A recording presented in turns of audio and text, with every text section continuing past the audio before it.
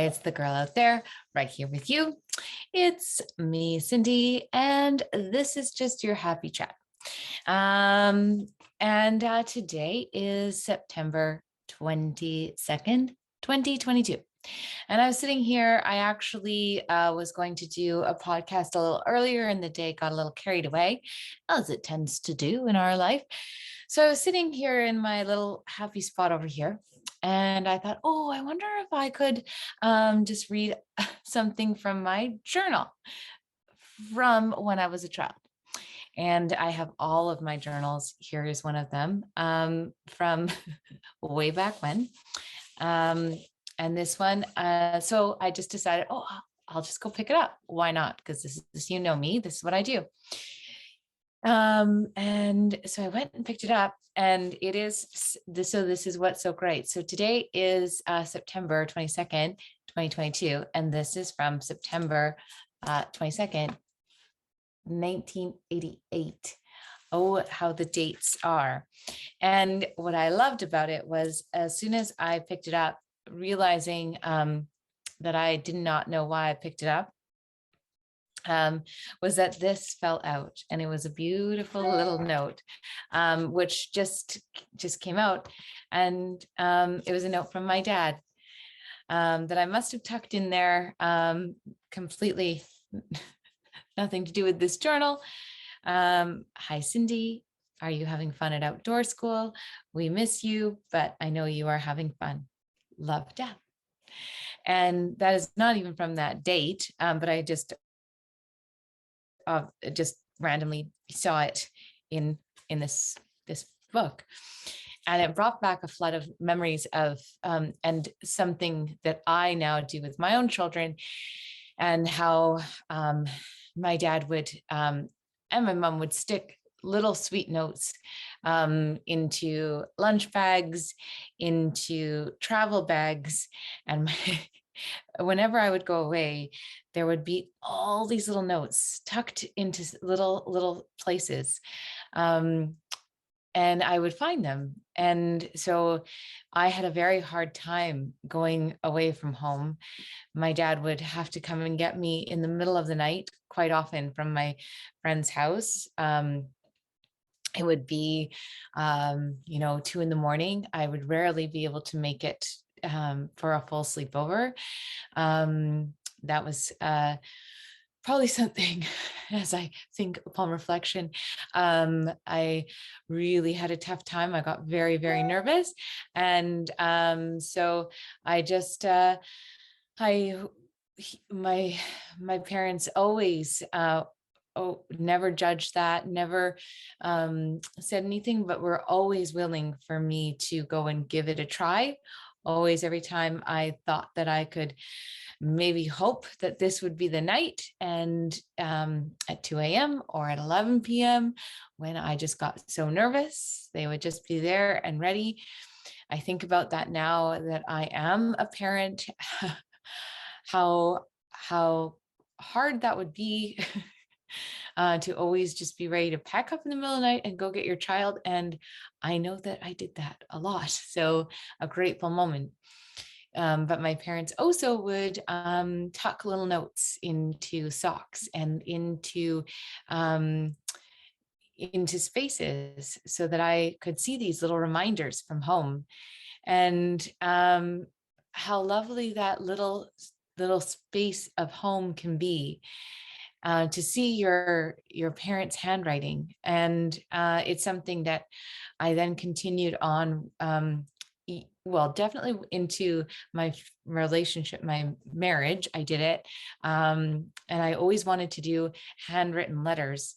And so I would give handwritten letters all the time. So handwritten letters would be like 15-page letters for 6-month anniversary. I would give handwritten letters for everything. And, I guess now I also think I probably had a lot more time on my hands, but that idea of my thought to paper was so important. And I loved that. I loved to be able to give that. And then as my children were younger, I used to always give little notes here and there tucked in to places they didn't expect. So it wasn't always their lunch bag, but it might be in the pocket of their coat. It might be in, their back pocket of their pants, but definitely somewhere where it might just be a surprise or a random space every once in a while, and not always what they expected. It might be a joke. It might be just something to bring us all together, or an idea or a concept of something. If I knew they were going on an adventure, something to think about. And I didn't really always realize that how that had just been something that had been woven into my family.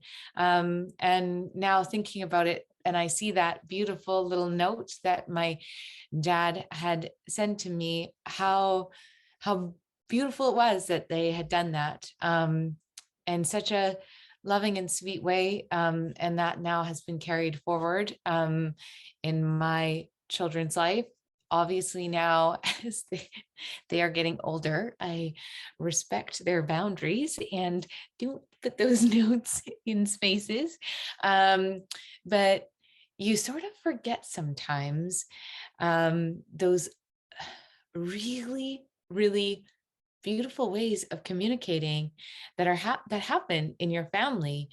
And we sometimes think that they have to be cards at birthdays, but there are so many other beautiful ways of sending messages that mean a lot. And you sometimes don't even realize how you began to do that with your own family.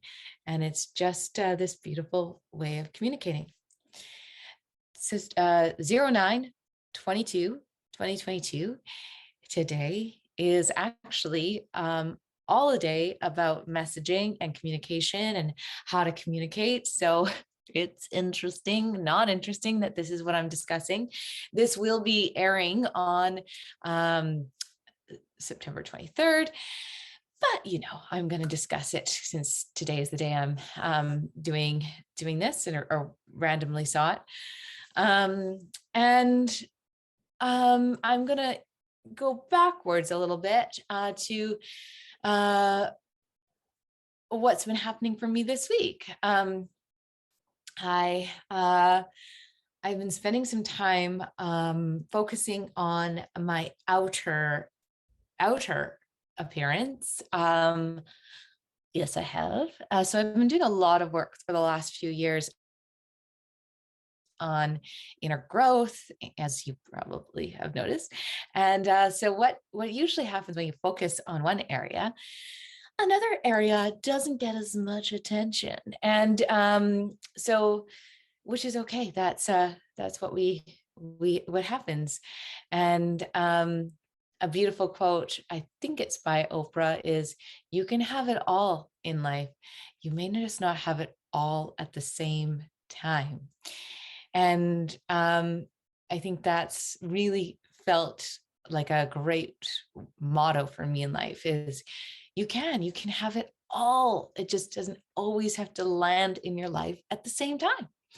And it kind of gives you some grace with how you focus and where you put your attention. So for the last few years, definitely been focusing on growth in work, but what has not been a focus on is my overall outward strength. So the last few weeks really been returning back to me in the outward way, because if I really want to be aligned fully, I know that I have to have body strength and feel strong in all areas.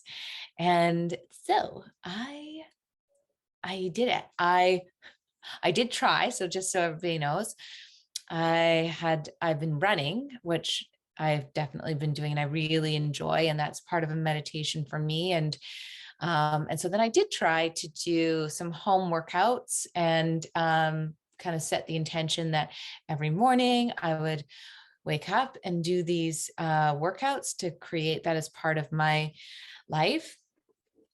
And yeah, that didn't really go as I had planned, because my bed is super cozy. So I looked at myself and thought, you know, what do I do for a living?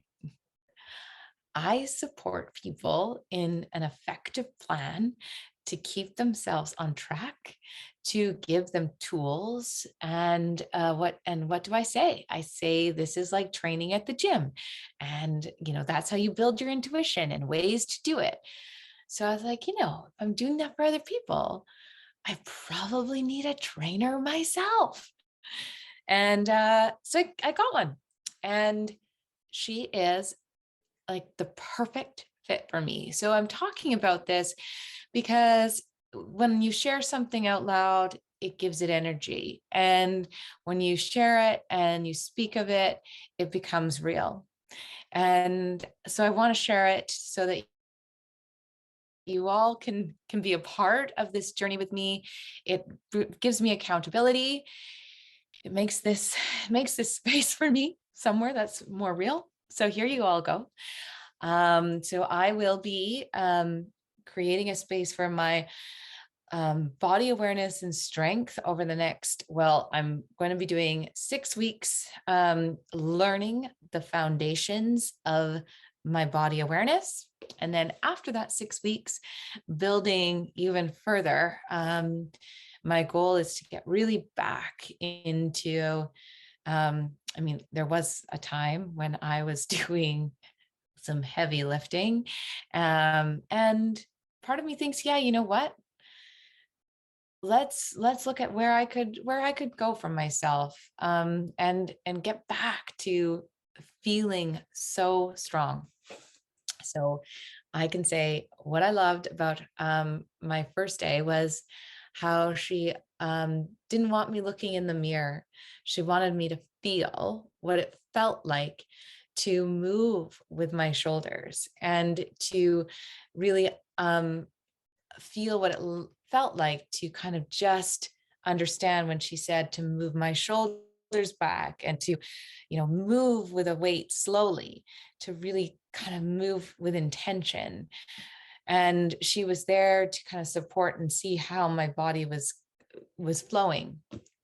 And she said the more you can actually do it without needing a mirror and really paying attention to yourself and having somebody as a coach to really guide you through that at the beginning, the stronger and the more body aware you will be. Those are the words that are like my medicine. I love it. So and again, another form of communication. And it really spoke to me about how if we're going to be really aware of our intuition, our body awareness is so part of that. And how I really want to feel all of these things in true source and alignment. So that is my next space of coming to true health of me. And I see that it's always ever evolving. And a little bit of a happy chat just about traditions and communication. And yeah, what sort of little traditions do you have for yourself? Perhaps to think about that for you in your life, or maybe you want to add something in your day for your family. There's always room for something. And have a very happy Friday.